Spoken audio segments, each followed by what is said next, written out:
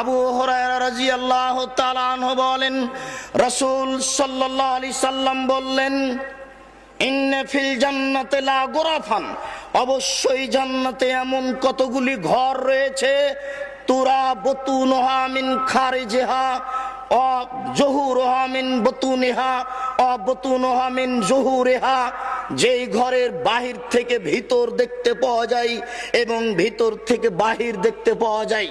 ফাকামা আরাবিউন ওয়া কালা লিমান হাজা, একজন পল্লীর বেদুইন মানুষ দাঁড়িয়ে বললেন, আল্লাহর নবী, এই জান্নাত কার জন্য?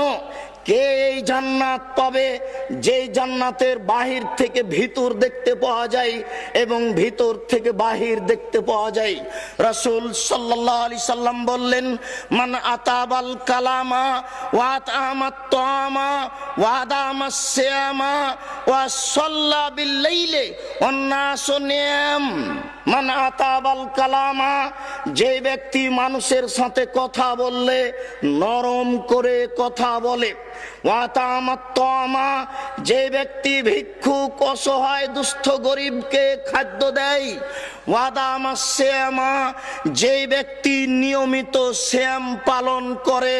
ওয়া সাল্লা বিল লাইলি ওয়ান নাসু নিয়াম, যে ব্যক্তি রাতে সালাত আদায় করে যখন মানুষ ঘুমন্ত, ওই মানুষের জন্য এই জান্নাত বরাদ্দ রয়েছে।